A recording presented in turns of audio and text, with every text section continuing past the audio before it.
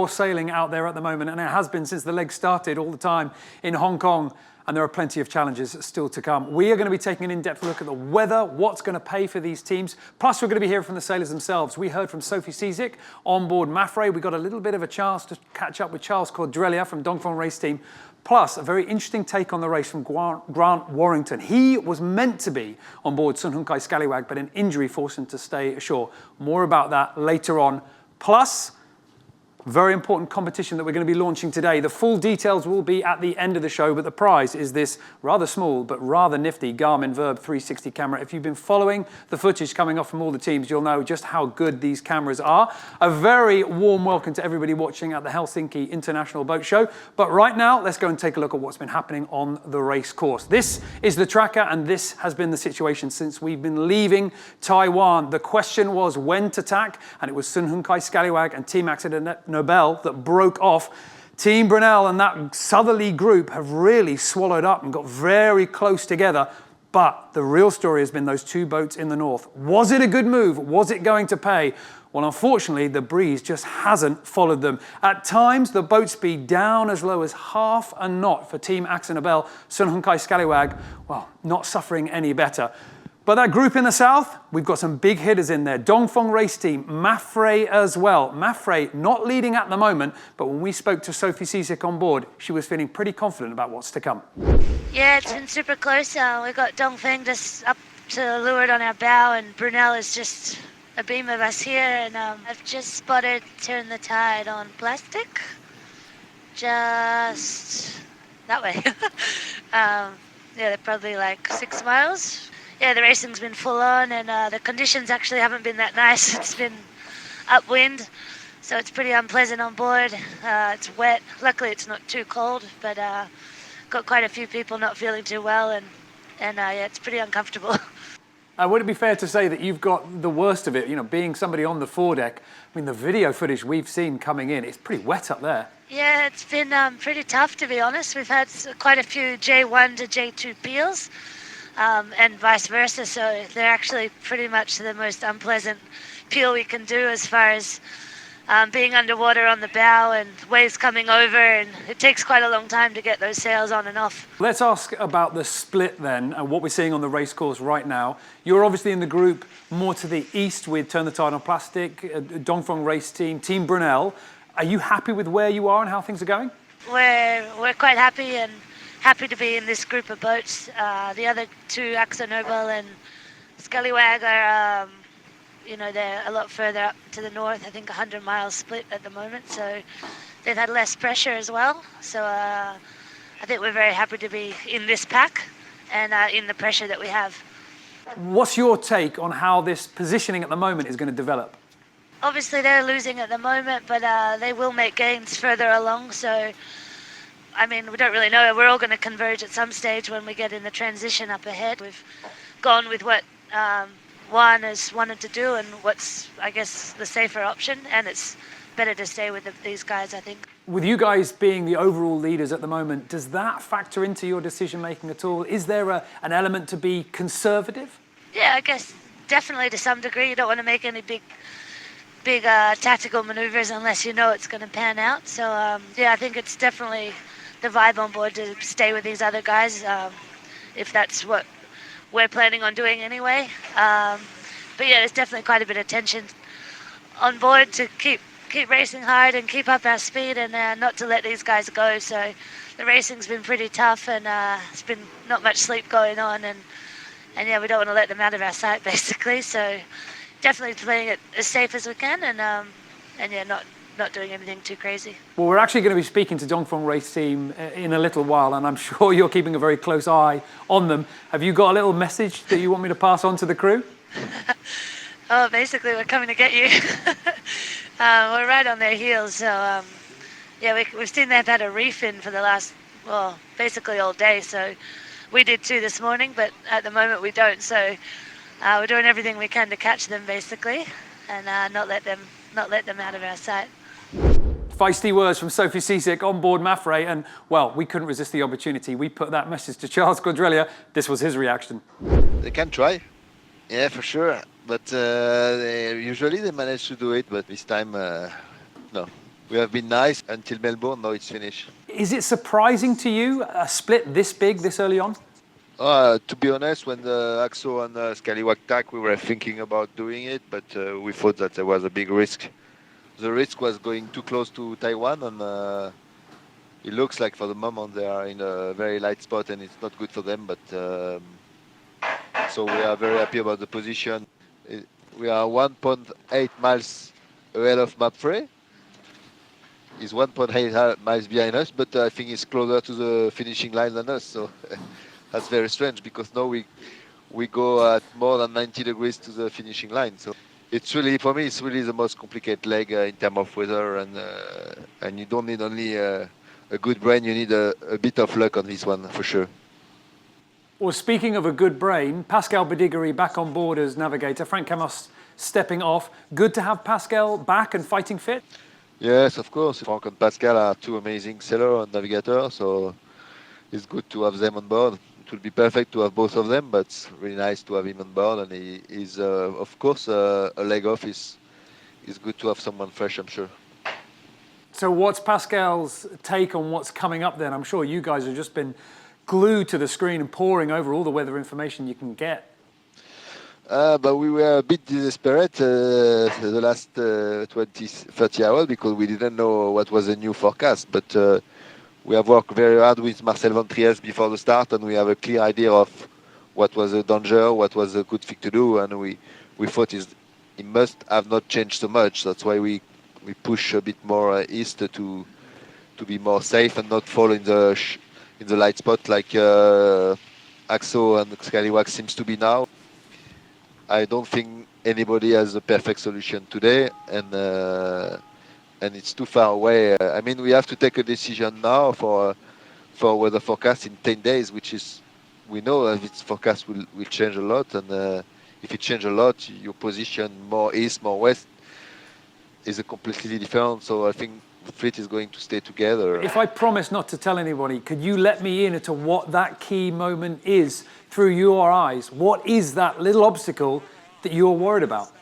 But there is so much transition and key points that I can't tell you what is the key on it. Yeah, I don't know today, and we are taking every hour, so try to do optimize every hour and try to do small gain and see what's happening, because I'm sure it will be different.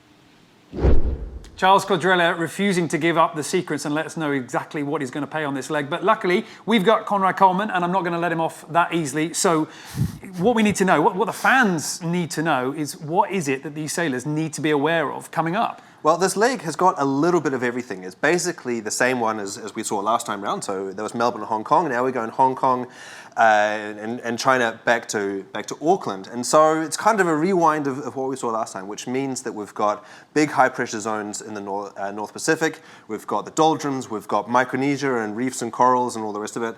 And uniquely on this leg, we've got a massive weather system that's waiting off the coast of New Zealand for when they get down there. So that's going to be a little special treat for these rough and tumble sailors. However, let's have a look at where they are now and what is going on. You can see that after our show yesterday, there's been a big split, and so we've got two groups, one down here and one up here. Now, the Lone Rangers up in the north are Axo Nobel and Sunken Scallywag. They made a bold bid to get into a new system that I'll talk about in just 1 second, but let's just look at how they're suffering, because it hasn't worked for the moment. They've got 3 to 5 knots up here, and here they've got 15. They are blazing. So is this a short-term pain for a long-term gain? Let's have a look. Projecting forward to tomorrow, sort of midday, we can see that this group here is sort of going into the Okinawa archipelago. And then sort of lighter winds. Remember, light blue means less wind. So there's less wind here, there's more wind here. However, that's not the whole story, because there's a cold front. So there's this line here that separates a high pressure zone here and a high pressure zone here. And crucially, look at what is going on with the direction, not only the force of wind. they've got wind coming up like this and wind coming down like this. So you've got a lot more wind over here and a lot less wind over here in a less favorable direction. So that may allow those top two boats recover from their sort of initially painful position. Looking further ahead, basically you've got all the Pacific to traverse. There's a massive high pressure system chilling out up here, which is going to be feeding relatively stable easterlies as they cruise along. So I just measured that just before we came on air, and that's basically weighing 1,500 mile beam reach. However, it starts to get complicated again as we approach the equator. We've got easterlies here, followed by monsoon westerlies here. Now that transition, as you can see, in sort of 1 week's time, looks relatively smooth. So it's unlikely, given the way that the sort of cyclical systems go back and forth, that we're going to have complete shutdown like we saw last time through the doldrums. However, it's still going to be a tough ride and plenty of work for the navigators to find a safe route through all of that. All right, now, it's interesting that you mentioned the equator and interesting that you mentioned how long it's going to take the teams to get down there, because that might be useful information to you guys at home, but more about that and our competition later on at the end of the show. One person that's also poring over all the weather data, but sadly not on board the boat, is Grant Warrington. He was meant to be on board Sun Hung Kai Scallywag, but a rather serious injury right at the last moment on the 0 hour kept him on shore. And we caught up with him just before we came on air to get his thoughts on his recovery and also the race so far. Yeah, it was pretty nasty. It was just the day before the start, 11:30 in the morning, and we're just about to leave the top dock to go out for a little sail test, and there was just a couple of little differences to the way we normally leave. David wasn't there, and someone else was driving, and someone passed me a dock line, and both ends were tied to the boat, and we had to leave in a bit of a rush because of the crosswind blowing us onto the dock, and the loop of rope got behind me and dragged me into the top wire across the back of the boat and pinned my two legs as the boat was leaving. My two legs stopped the boat dead from about 4 or 5 knots. And I got flipped over and landed into the water behind the boat, and had a severed muscle in the back of my leg just about 100 mils above my knee. So pretty nasty injury. Yeah, pretty nasty indeed. And what's the prognosis looking forward? Well, it's like 6 to 8 weeks of recovery time. So, I'm going in to see the specialist on Wednesday. I've seen a couple already. I'm back at home now. I saw a couple of doctors in Hong Kong before I flew back last night. And, so it looks like sort of 50-50 operation or no operation. They won't decide until Wednesday until the swelling goes down. But, a bit nasty. So, Grant, I mean, you've got a bit of an interesting backdrop behind you. Where are you in the world right now, and what's going on with those model boats?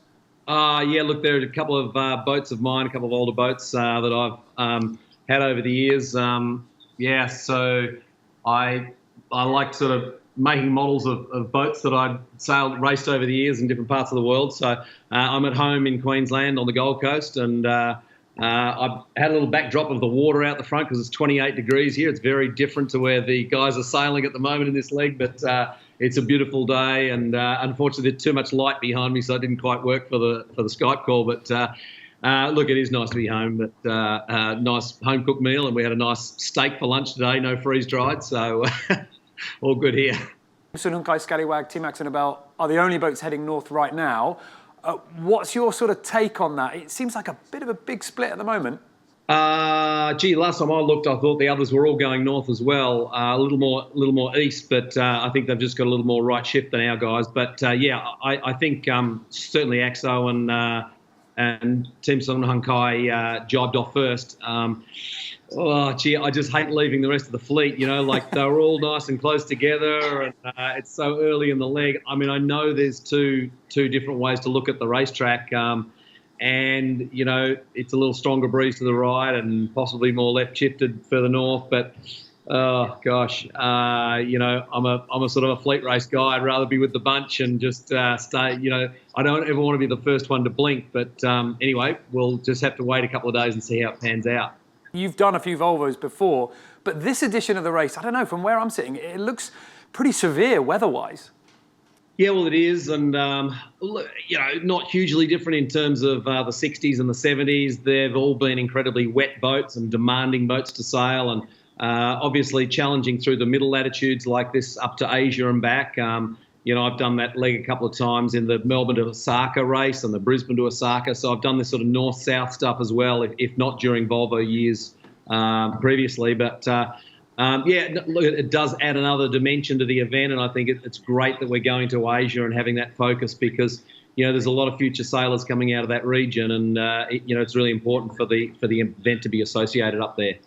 So eyes firmly fixed on a podium finish for Sun Hun Kai Scallywag, and that would certainly continue that improvement of form that we've been seeing. David Witt will be very keen to keep it up. And if you are watching and waiting and trying to work out exactly what is going to happen out on the racecourse and who is going to come out ahead from this split, do not worry. We will be with you every day. Conrad Coleman, Gonzalo Infante, the whole race expert team trying to give you the inside scoop. Plus, as always, we're going to be speaking to the sailors themselves. But we also need you to engage your brains because we have a very important competition to talk you through. This is the Garmin Verb 360 camera. It doesn't look like much. It's quite small, it's quite compact, but this little beauty has been responsible for some of the more fantastic footage that we have been seeing. You can plug it in, you can let it roll, you can put it onto a virtual reality display, and you can be right there on the boat. This little camera can be yours, but all you've got to do is you've got to go through our competition. Now then, it's a big prize, so we've got a big question. The question is, when and by what boat do you think we are going to see the equator crossed? What team, what date, and what time in UTC? Now, this is important. This is how we want you to put the format in. Below here, at the bottom, you can see team name. We need you to tag the team name on the comment section in Facebook using @ and then the team name. That way, we get to make sure that we know what team you're talking about. Some of you guys like to use slang when you're referring to the teams. It's great, but not for our competition. The next thing you're going to put in is the date. Not the day of the leg, or we're 2 days in, we're 3 days in, but the 16th, the 17th of this month. The next thing we want you to put in is the time in UTC, and it has to be 4 digits, and it's got to be the 2 dots in between separating the numbers. No H for hours, no M for minutes. If you're outside of that format, I'm awfully sorry, but our database will not pick it up. So if you're going to do Team Brunel, this is how it looks. That would be Team Brunel crossing the equator on the 16th at 20:49 UTC. So get guessing, and you have until our daily show, the comments in our daily show, on the 14th of this month to put your answer in. You can enter as many times as you like. You can give multiple different answers. If you have the same answer as somebody else, the person who was brave enough to give their opinion first, the person who commented earlier, they will be the one that will win. So get in early, start backing yourself, start being opinionated, put it down in the comments. You've got today's show and all the way through the quick fixes and the daily shows that we do at 1300 UTC, all the way through until the last show on the 14th. Tomorrow we've got a bit of a treat for you. We've got Abby Ayler, the big powerhouse of Team Brunel, somebody who knows the boats inside and out. She's going to be joining us via Skype. If you've got questions for Abby Ayler, put them in the comments below and we will do our best to pass them on to her and get the answers. And you can tune in tomorrow for our daily show at 1300 UTC.